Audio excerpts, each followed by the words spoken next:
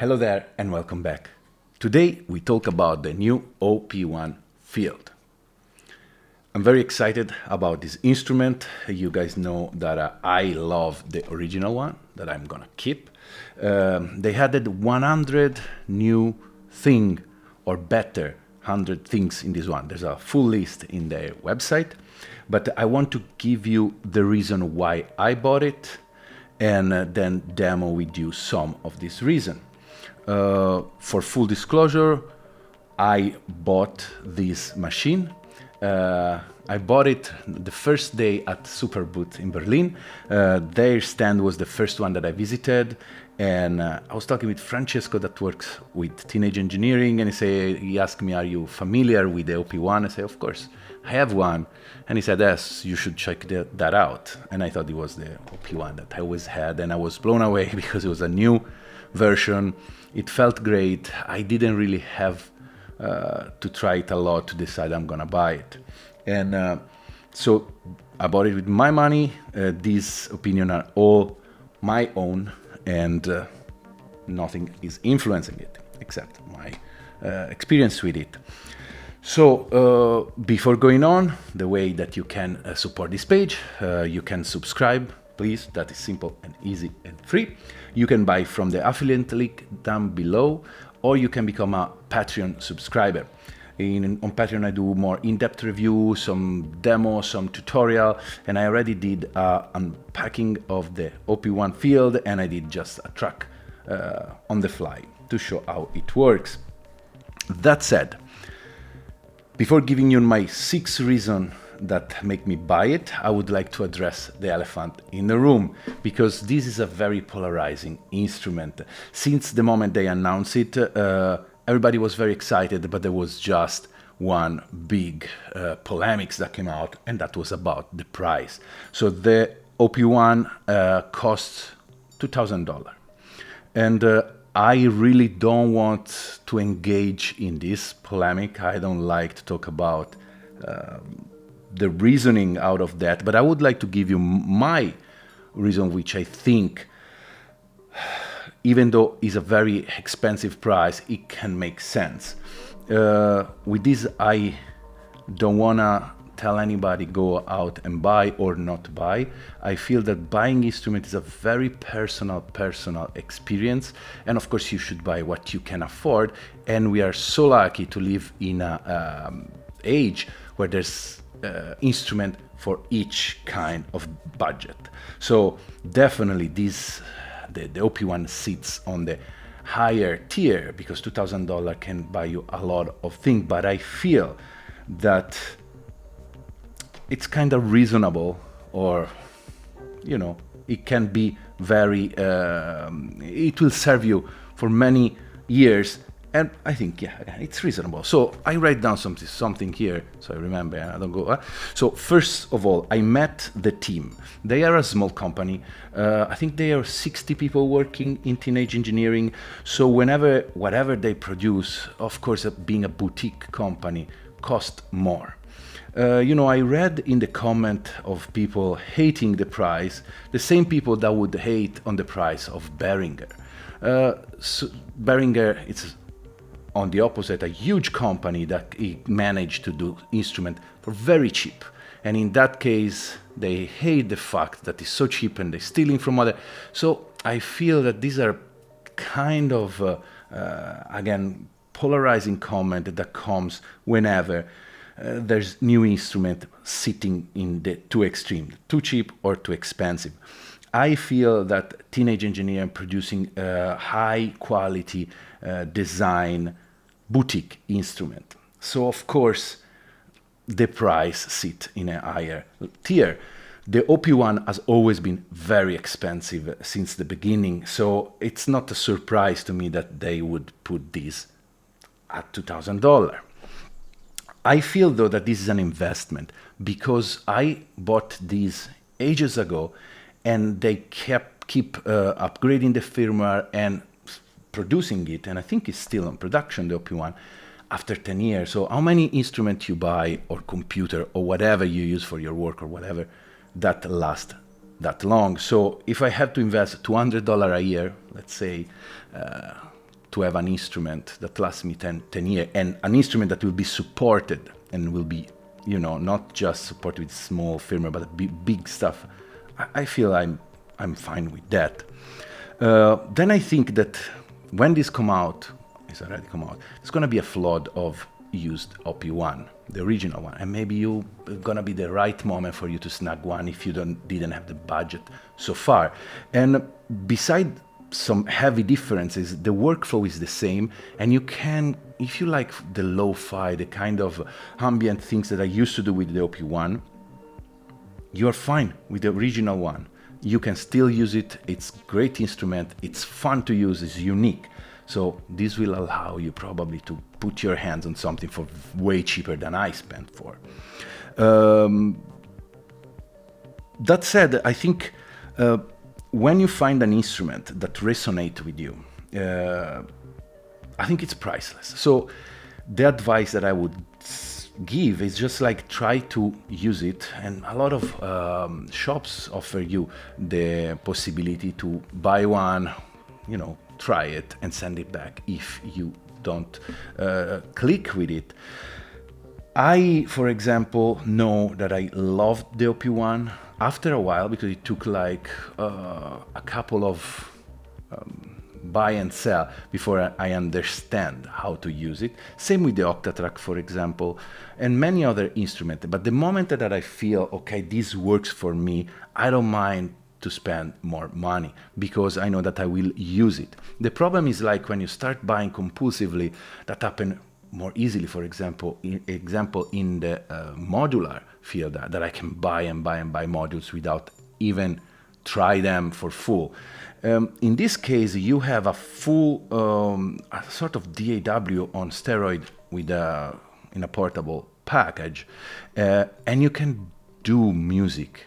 This is not a toy. A lot of people think it's a toy. Now, the OP1-Field feels even more as a professional tool, I don't know. It's extremely well made, it's heavy, it's nice, it's responsive, it's beautifully designed.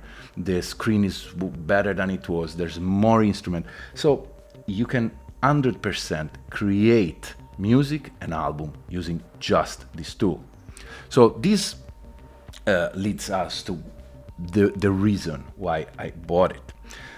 The first one was the fact that it has 4 different tape emulation.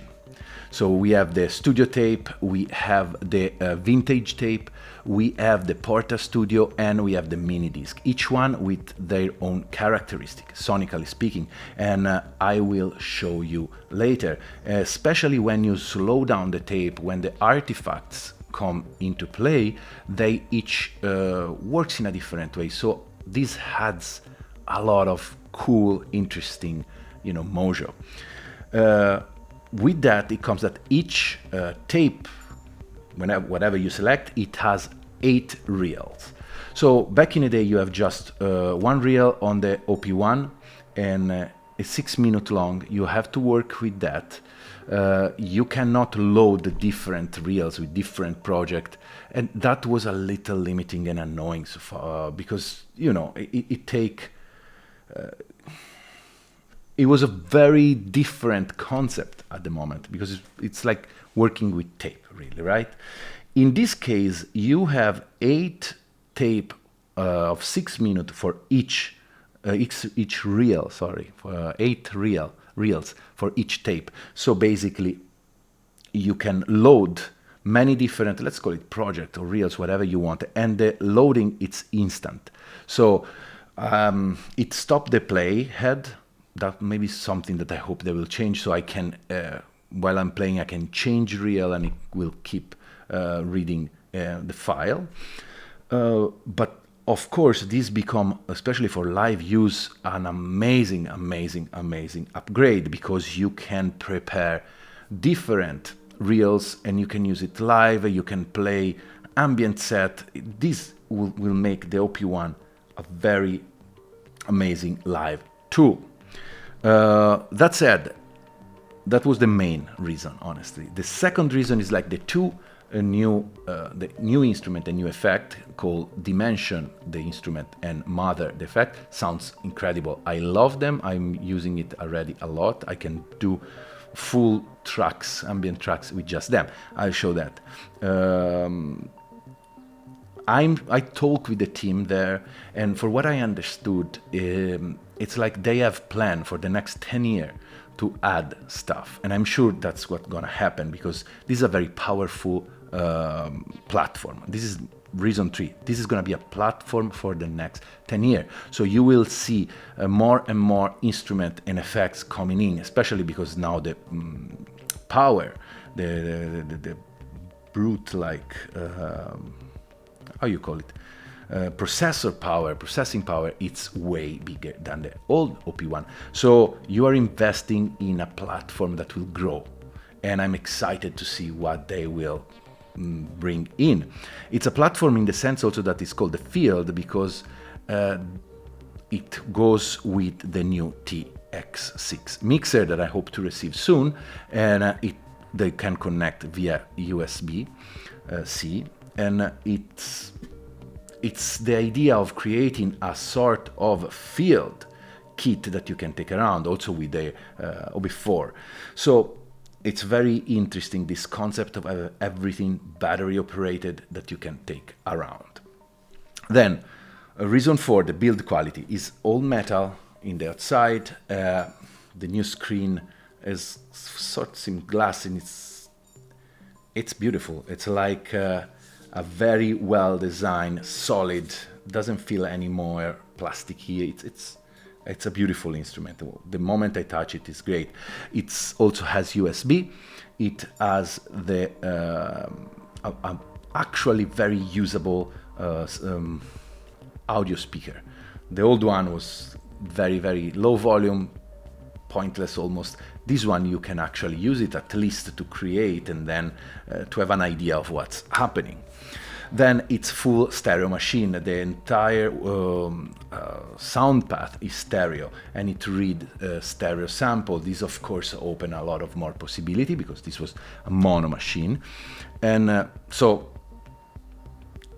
is an upgrade that was of course due, and a lot of people wanted. And the last reason mostly is because it's not something that is new, but this machine changed somehow my workflow in doing music. It's not a sequencing machine like could be the Octatrack, or like could be all the other things that I have so far. These rewire the way you creating music with the idea of tape, and so in building layers over layers in reels. That took a while for me to understand and to digest, and so that's why I sold. The first time I bought it, I just sold it because I couldn't understand why it had to work like this. But the unique workflow, and if you spend time with that, it pays, at least to me. It makes me create in a different way. And I create, for my music, for my album, a lot of time I create pads and ambient soundscape with the OP1.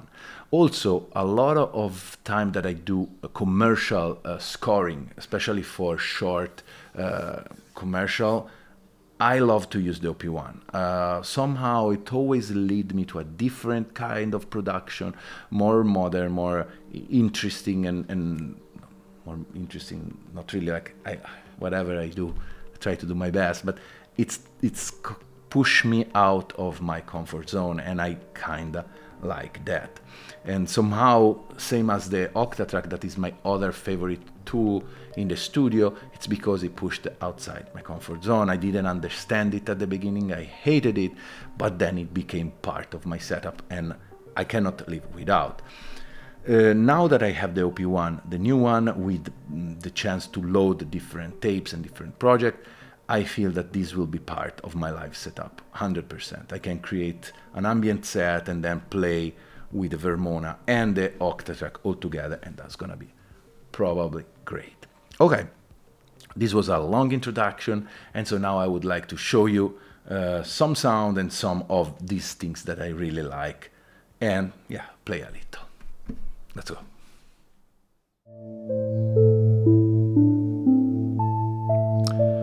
Okay, here we are.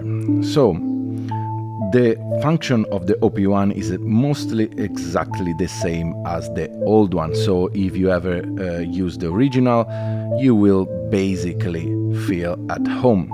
So the first things I wanted to check, and that is the big addiction, is like the 4 different tape simulation. So pressing Shift and the tape, you will go into the tape page. Here you will be able to choose between the Studio 4-track, the Vintage 4-track, the Porta 4-track, and the disc, whatever. So basically, first things, in the introduction, I said you can have 8 reels per machine. It's not true. You can have 8 reels in total. I just found out that because I was preparing some tests. So you can have 8 reels only. Divided, we'll put it like in this case, I have 3 on the studio track, 2 here, 2 here, and 1 here. So yeah, still enough. Of course, would have been great to have 8 for each one, but I'm fine. Each one it's 6 minutes, and yeah, in each page you can have some detail on what that machine does. Basically, the difference is like the studio is the highest quality. All the audio here is 32-bit, and then the more you move away from it, the Vintage 4-track is still a high-quality tape machine, but it has a little more of wobbliness, and more noise. And then you go to the cassette, the emulation of the Porta Studio, that is the one that are more artifacts, like it sounds a little more lo-fi. And then we have the mini disc that is digital, but it has its own characteristic. Oh, I will show how they sound because I create the same track using the same exact instrument for each one. So we will listen one by one.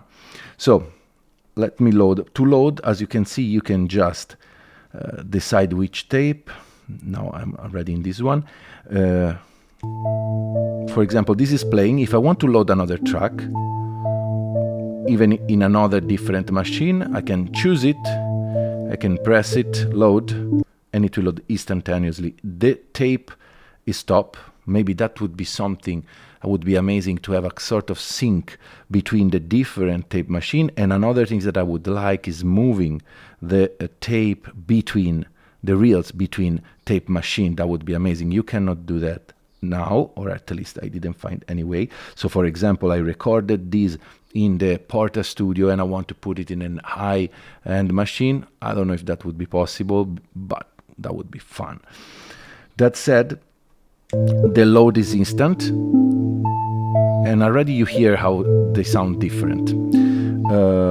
So let's go through them, and I load the same exact track, and we will hear the track with and without drum at 100% speed and at 50% speed. Then I will put on the description all the starting points so you can jump between them very easily. So let's start. Load the tape. This is the studio machine. I will do a couple of loops and then I will introduce the drum.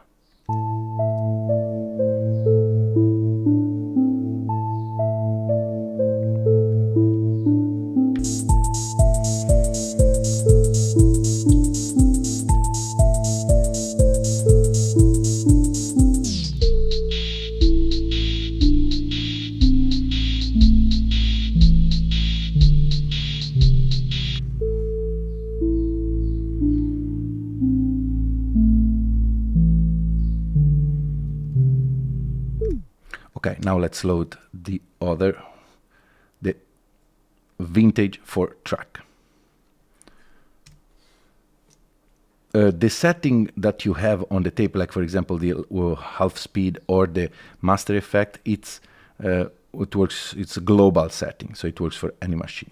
So now again, let's do the same, two loop, one loop with drum and without. And let's go.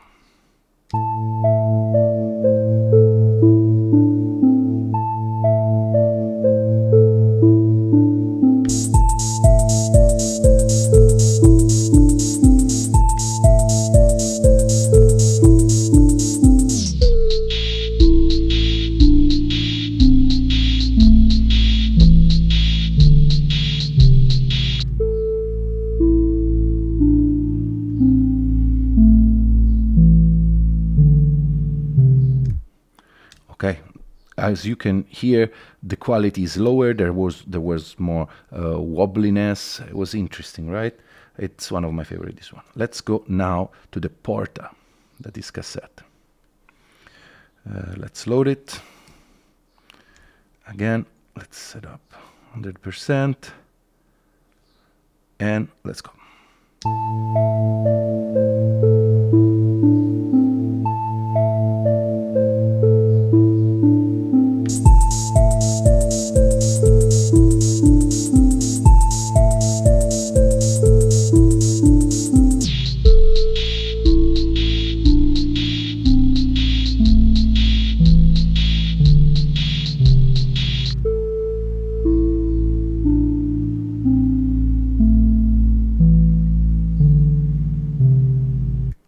Definitely a lot of more warbliness, and for lovers of lo-fi, this probably is the best machine. Let's go on the Disc Mini.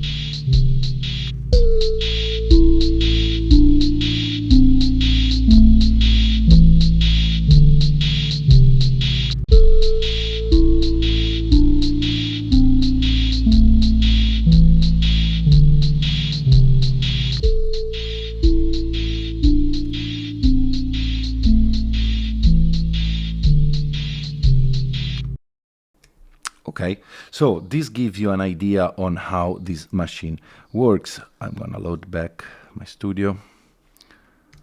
Everything is very fast to load. Again, if the playhead wouldn't stop, you might be able to jump between tracks. That may be something that would be great to see in the next firmware. Each one has its own kind of vibe. I really like the Porta Studio because it's super again, lo-fi, and it sounds great. I had the drum just to have the idea of how it works with high frequency like hat, and also the rhythmic part.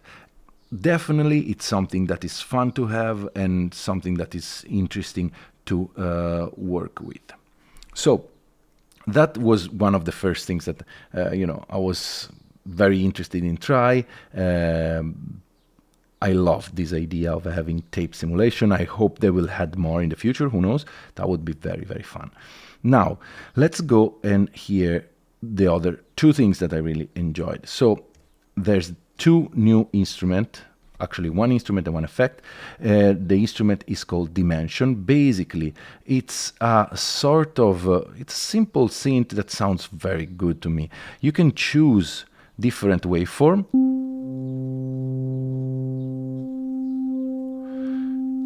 You can add the stereo modulation, as you can hear. And then you have a filter and resonance.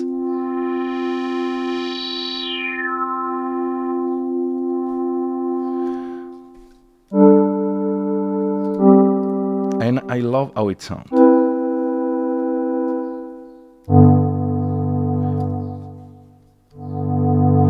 And this is working amazing with the new effects called Mother.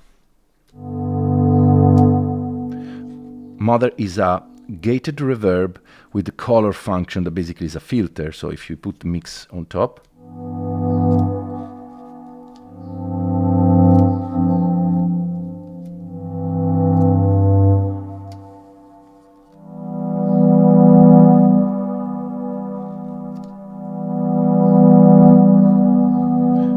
and it has a gate function,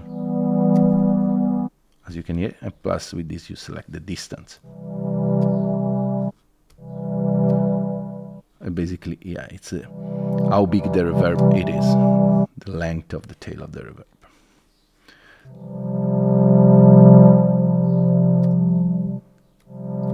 There was an LFO working, that's why the mix was weird.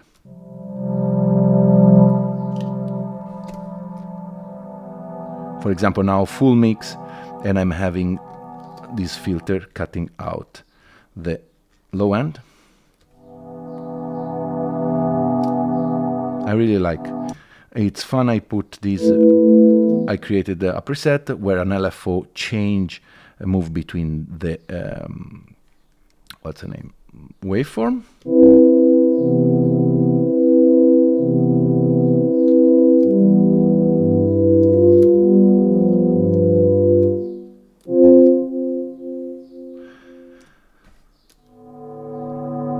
It's great. I think this is a great addiction for ambient thing. The reverb sounds great. I like it a lot.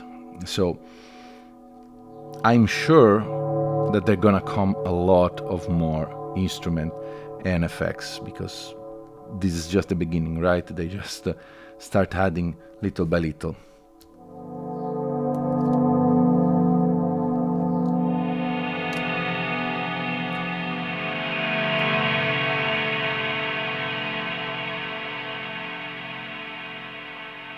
Sick. I really like it.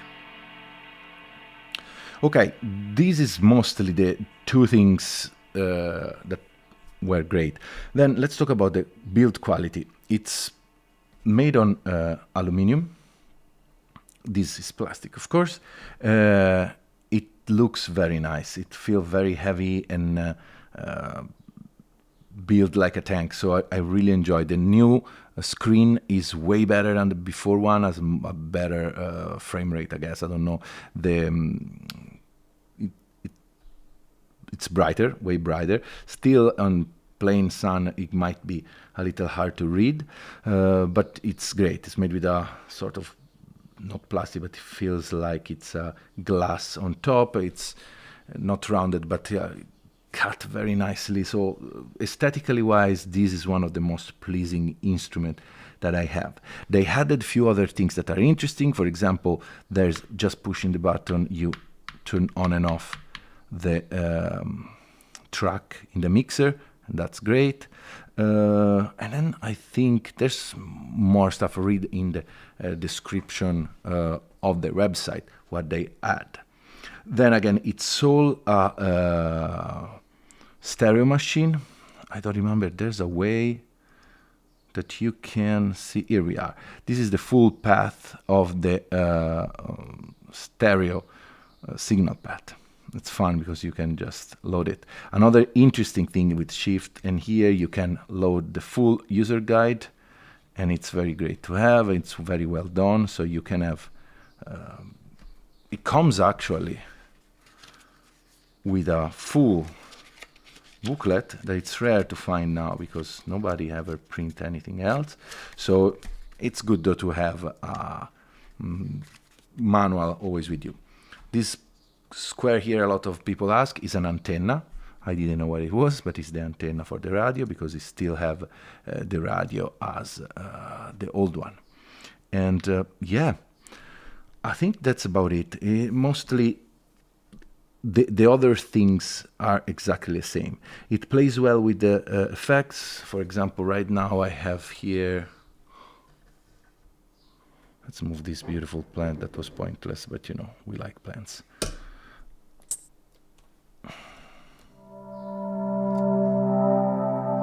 It plays really well with the night sky. I tried with also the Death by Audio rooms.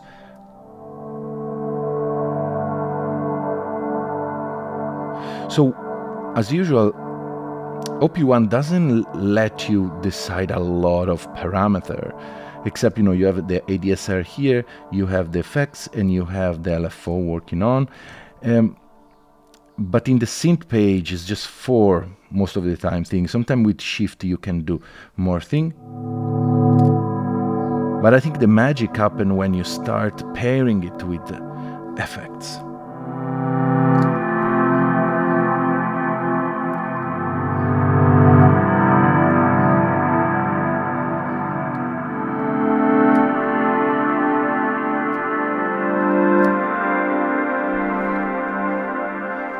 And Dimension is already one of my favorite thing. They update all the graphic, of course, so they look more clean and nice.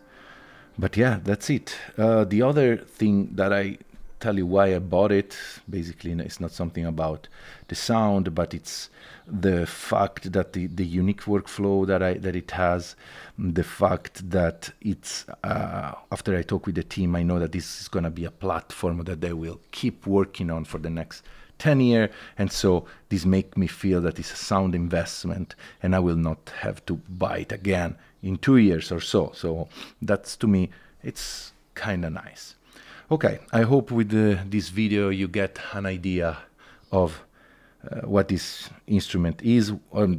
I mean, more video will come on the use, and maybe we'll do some ambient track together. On my Patreon, I did a quick track after I opened the package, so definitely more to come. But this was just my why I bought it and why I like it so much so far.